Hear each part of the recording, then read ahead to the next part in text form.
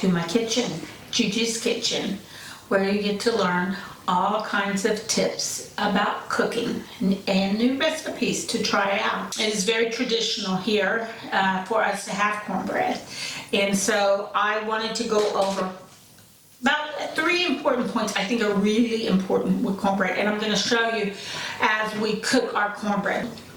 When you go into the store and you buy cornbread, you're going to buy cornmeal. You'll go to where the flour is and you'll see packages of it, little bitty packages, big packages, giant packages, and they're all different. You really need to look at the labels on them.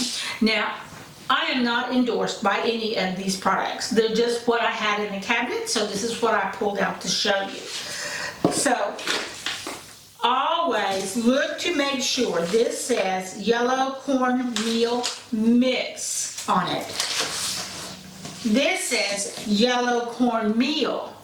So there is, when we make cornbread, we always have in our mix, you have your cornmeal, you have your flour, your baking soda, your salt, your sugar, and then you have your wet ingredients, which are your eggs and your milk and your oil, and then you combine them all together. So if you go and you pick up cornmeal, then you're going to have to add to this the flour and the other things to it. And I will highly suggest that you turn to the back of your package and read it and see what it says. Every one of them will have a recipe, easy cornbread, and it will have a recipe there. Read your recipe there.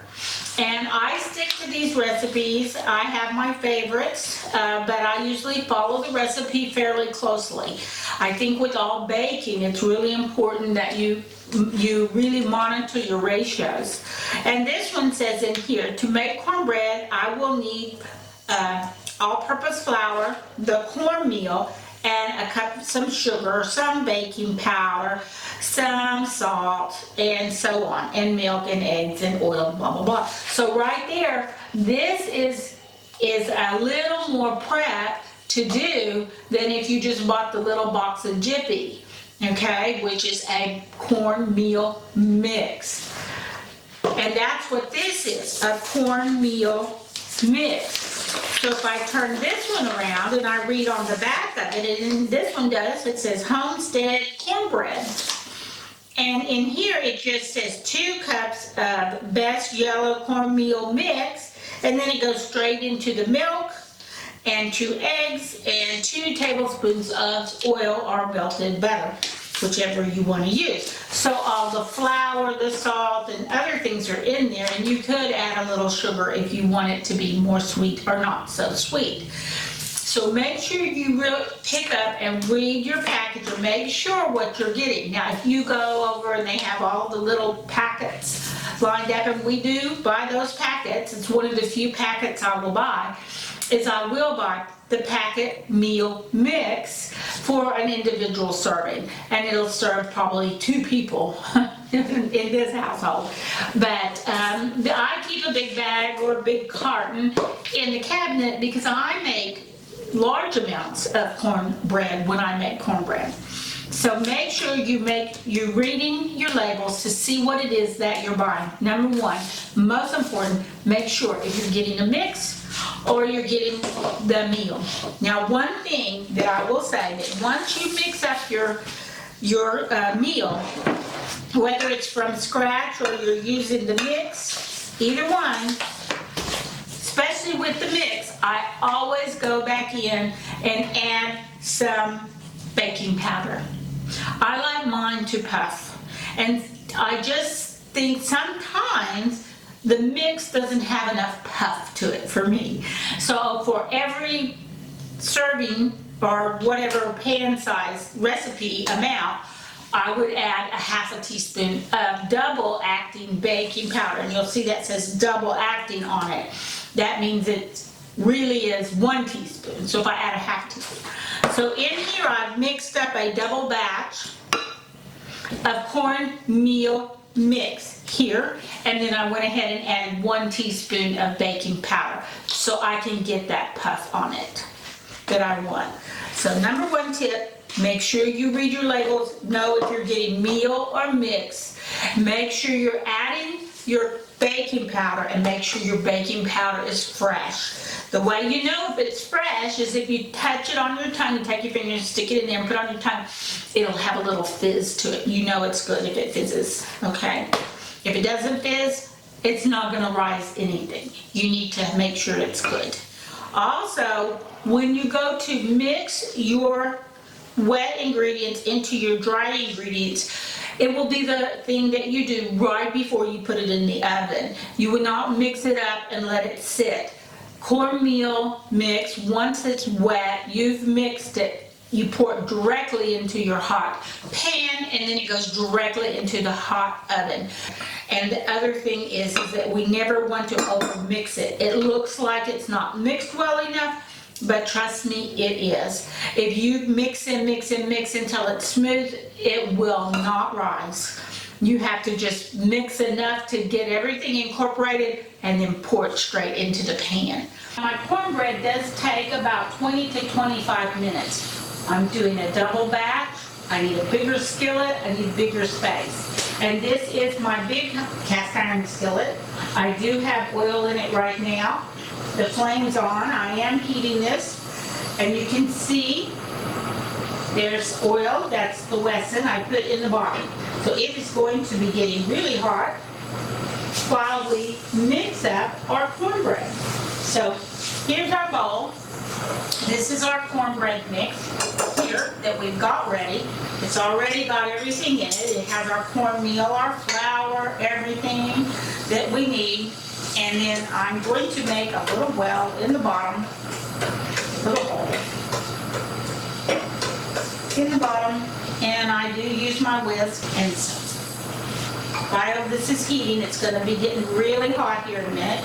And this is my wet mixture. This has my milk, my eggs, and my oil. And my eggs are not broken. They are not scrambled in here. I will not scramble them until after I put them in the mix.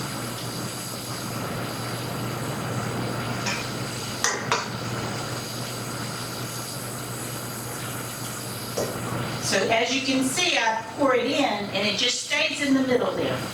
There goes my eggs, pop, pop, pop, pop, and my oil. I want this to be good and hot.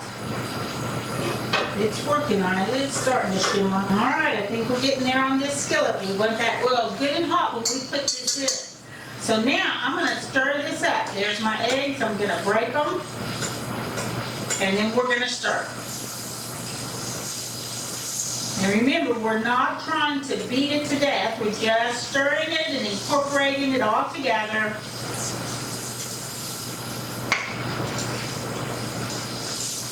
And you will have lumps, but it will not be lumpy when it comes out of the pan.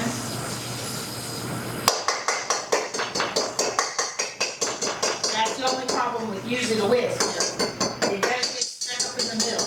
Try to bang it until it comes out. And then I go at it again. And that's pretty much it. So you see, we're just stirring it all together.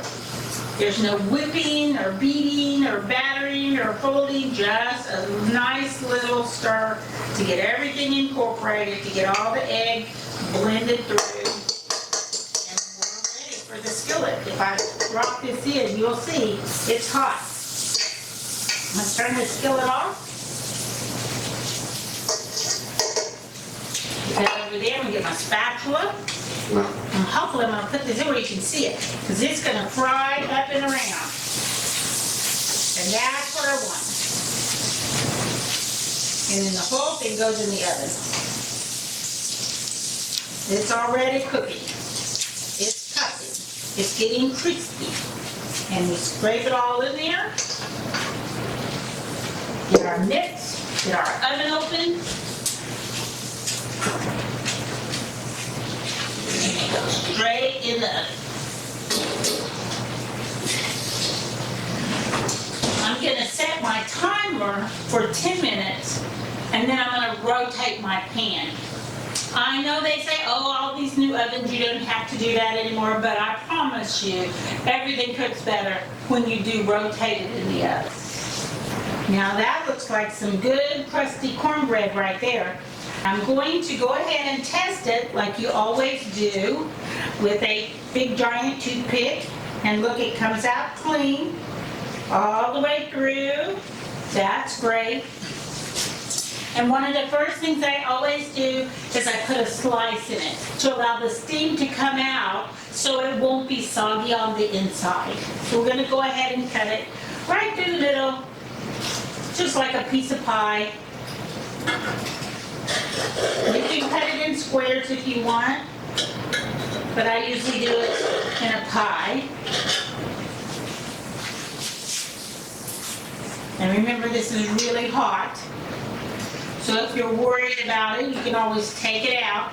And the oil was so hot, when we put it in, it sealed the bottom.